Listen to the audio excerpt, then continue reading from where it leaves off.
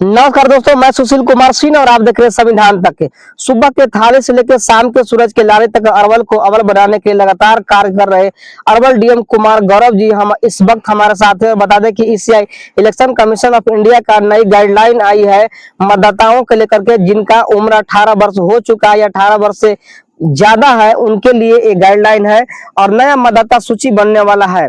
उन मतदाता सूची में अलग अलग दस्तावेज देने होंगे, जिनका जन्म 1987 के पूर्व का है और जिनका जन्म 2004 के बाद का है, तो उनको अलग अलग दस्तावेज देने होंगे। दस्तावेज के तौर पर क्या देने होंगे, अरवल डीएम कुमार गौरव जी आप लोग के बीच में साझा करेंगे। लगातार मेरे साथ बने रहिए। जो बाहर रह रहे हैं, जो नौकरी कर रहे हैं, जो दूसरे राज्य में जाके काम कर रहे हैं, उनको क्या सुविधा मिलेगा, क्या उनको घर आकर के दस्तावेज देने होंगे मतदाता सूची में जुड़वाने के लिए, या कोई और सुविधा है, जानिए तमाम जानकारी। सबसे पहले सर, संविधान तक में स्वागत है सर। बहुत बहुत धन्यवाद। क्या कहिएगा सर, नए गाइडलाइन आया है सर, खास करके मतदाताओं के लेकर के क्या क्या सर गाइडलाइन वो बता दीजिए।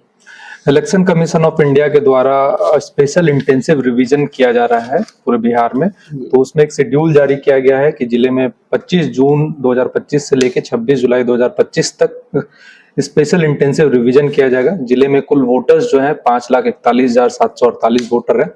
स्पेशल इंटेंसिव रिवीजन में हम लोग वोटर लिस्ट से इनमरेशन फॉर्म डाउनलोड कर रहे हैं। प्रत्येक वोटर के लिए फॉर्म डाउनलोड हो रहा है और वो फॉर्म डाउनलोड करके हम उसका प्रिंट करवा रहे हैं। प्रिंट करवाने के बाद बीएलओ के माध्यम से प्रत्येक हाउस होल्ड जो है और उसमें जितने भी वोटर्स हैं सभी वोटर्स को फॉर्म, इनमरेशन फॉर्म रिसीव कराया जाएगा और उसका एक एक्नॉलेजमेंट हम लोग बीएलओ के माध्यम से प्राप्त करेंगे। उस फॉर्म में क्या फिलअप करना है, कैसे फिलअप करना है, वो भी बीएलओ को हम लोग ट्रेनिंग दिए हैं, ईआरओ को भी ट्रेनिंग दिए हैं, एईआरओ को भी ट्रेनिंग दिए हैं, बीएलओ सुपरवाइजर को भी ट्रेनिंग दिए हैं, सबको ट्रेनिंग दिया गया है। और ये जो वोटर्स हैं या इलेक्टर्स हैं उनको बीएलओ के द्वारा बताया जाएगा कि फॉर्म को कैसे फिलअप करना है। और फॉर्म फिलअप करने के बाद उसमें रिक्वायर्ड डॉक्यूमेंट लगाने के बाद जो है बीएलओ सभी वोटर से, सभी इलेक्टर से वो फॉर्म कलेक्ट करेगी। कलेक्ट करने के साथ जो है बीएलओ जो है अपने बीएलओ ऐप के माध्यम से उसको अपलोड भी करेंगे और साथ ही साथ हम लोग भी अल्टरनेटिव व्यवस्था रखेंगे फॉर्म को अपलोड किया जा सके। 26 जुलाई तक ये काम चलेगा। उसके बाद जो है ड्राफ्ट रोल 1 अगस्त को प्रकाशित किया जाएगा। ड्राफ्ट रोल प्रकाशन के बाद क्लेम्स एंड ऑब्जेक्शन का भी टाइम रहता है। उसमें लोगों को अपना, अगर किन्हीं का नाम छूट गया है या उनको लगता है कि हमारा नाम गलती से हम गलत तरीके से हमारा नाम हटा दिया गया, तो उनको भी मौका दिया जाएगा कि वो अपना अपील कर सके। अपील करने का भी इसमें प्रावधान है। इसमें महत्वपूर्ण चीज जो है, जो मुझे लगता है कि सभी लोगों को जानकारी होनी चाहिए, उसमें ये है कि इलेक्टर्स को 3 कैटेगरी में डिवाइड किया गया है on the basis of date of birth, जो कि 1 जुलाई 1987 से पहले अगर कोई जन्म लिए हैं तो उनको इनमरेशन फॉर्म के साथ सिर्फ एक अपना डॉक्यूमेंट प्रोवाइड करना होगा कि जो लिस्ट ऑफ डॉक्यूमेंट 11 डॉक्यूमेंट दिए गए उसमें से सिर्फ उनको अपना खुद का एक डॉक्यूमेंट प्रोवाइड करना होगा। चाहे उसमें जाति हो, आवासीय हो, आय हो या फिर रेसिडेंस हो या बैंक के। मैं आपको अभी जो लिस्ट ऑफ डॉक्यूमेंट जो बताए गए हैं वो मैं अभी आपको पढ़ के सुनाऊंगा। इसके अलावा अगर मान लीजिए किसी का डेट ऑफ बर्थ 1 जुलाई 1987 से लेके 2/12/2004 तक हो, तो उसमें उनको अपना डॉक्यूमेंट प्रोवाइड करना है। साथ ही साथ अपने माता या पिता में से किसी एक का जो है डॉक्यूमेंट प्रोवाइड करना है। जो लिस्ट ऑफ डॉक्यूमेंट 11 जो दिए गए हैं, जो मैं अभी आपको पढ़ के बताऊंगा उसमें से। और अगर किन्हीं का डेट ऑफ बर्थ 2/12/2004 के बाद है तो उनको जो है अपना तो डॉक्यूमेंट देना ही देना है, साथ ही अपने माता और पिता दोनों का ही डॉक्यूमेंट देना है।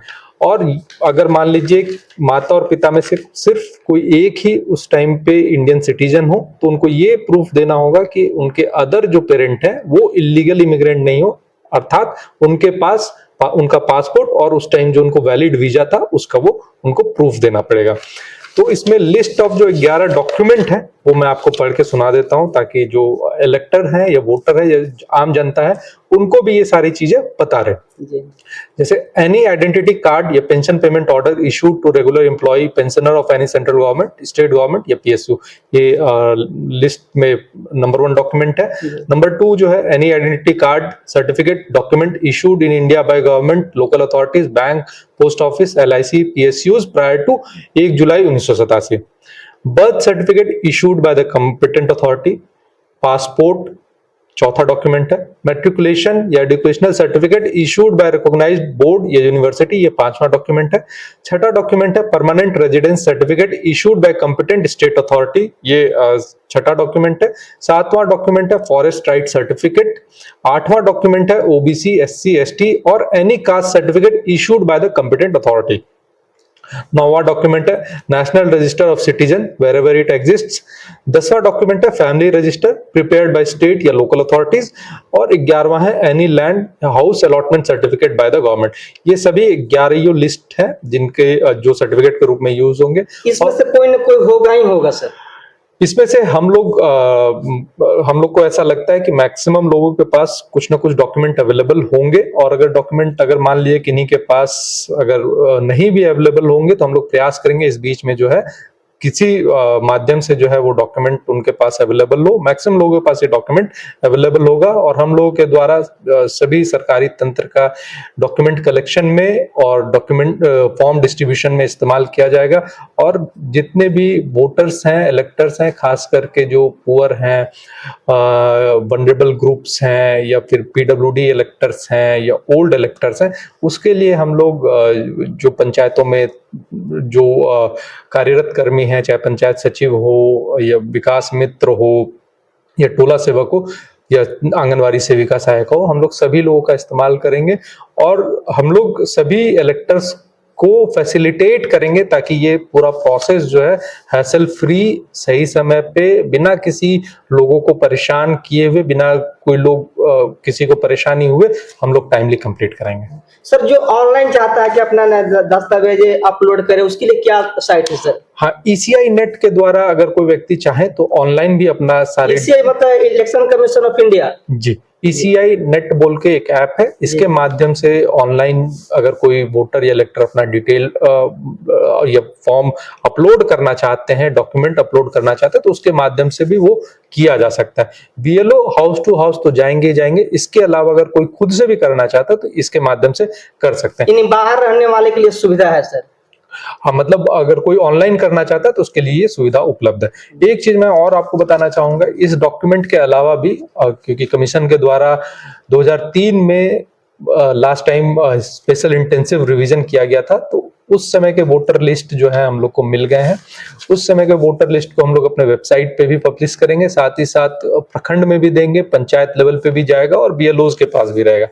उस समय जिनका भी नाम जुड़ा हुआ था वोटर लिस्ट में, वो सिर्फ इनमरेशन फॉर्म जो उनको दिया जाएगा, इनमरेशन फॉर्म को फिलअप करके उसमें उस समय के वोटर लिस्ट का सिर्फ जो है एक्सट्रैक्ट निकाल के, मतलब जेरोक्स निकाल करके डॉक्यूमेंट के साथ अटैच कर देंगे इनमरेशन फॉर्म के साथ, तो उनको किसी तरह का दस्तावेज और देने का जरूरत नहीं पड़ेगा और उनका नाम जो है वोटर लिस्ट में एज इट इज रह जाएगा। यानी इजिली क्या बोलता है, वेरीफाई भी हो जाएगा, इजिली लोगों को नए मतदाता सूची में नाम भी आ जाएगा।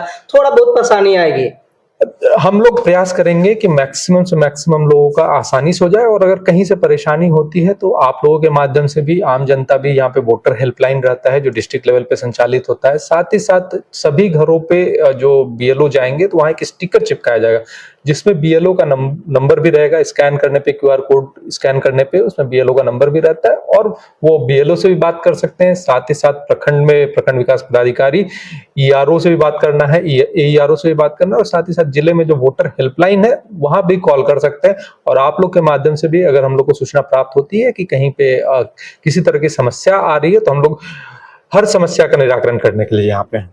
चलिए, तो हर समस्या का समाधान होगा और ये विधि का विधान है। जो विधान लाया गया है आप लोग के परेशान करने के लिए नहीं, बल्कि सरलता से आप लोग को नाम जुड़ सके, और जो मतदाता 2-2 ठमा 3-3 ठमा जुड़े हुए हैं उनको कहीं न कहीं हटाने का एक अभियान है। और ये बिल्कुल सही है। और बता दें कि आप घबराइए नहीं, आपके पास कोई न कोई दस्तावेज जरूर होगा, चाहे जाति हो, आवासीय हो, आय हो, या बिजली का बिल हो, या फिर पेंशन हो, कोई भी आप एक दस्तावेज दे करके आप सबमिट करवा सकते हैं। आपके पास BLO जाएंगे, जो BLO आपको गाइडलाइन देंगे, जिस तरह से बताएंगे उस तरह से आप लोग आगे करिए। उसके बाद आपका नाम आसानी से मतदाता सूची में आ जाएगा। और आप क्या सोचते हैं इस वीडियो के बारे में? अपना प्रतिक्रिया कमेंट बॉक्स में जरूर जोड़ने का काम कीजिएगा। अंत तक क्या कहेगा सर अरवल वासियों के लिए? मैं सभी जिले के सभी वासियों को आश्वस्त करना चाहता हूं कि जिला प्रशासन आपकी मदद के लिए है। इस पूरे प्रोसेस में हम लोग मिशन मोड में काम करेंगे। किसी तरह की कोई समस्या आती है कहीं से भी तो हम लोग को जरूर बताएं। हम लोग आपके हर समस्या का समाधान करने के लिए हैं और किसी भी तरह के अफवाह या पैनिक में नहीं आना है। और हम लोग को टाइमली ये काम कंप्लीट करेंगे और टाइमली आप लोग का सहयोग रहेगा तो बहुत अच्छे से ये काम होगा। धन्यवाद। आपको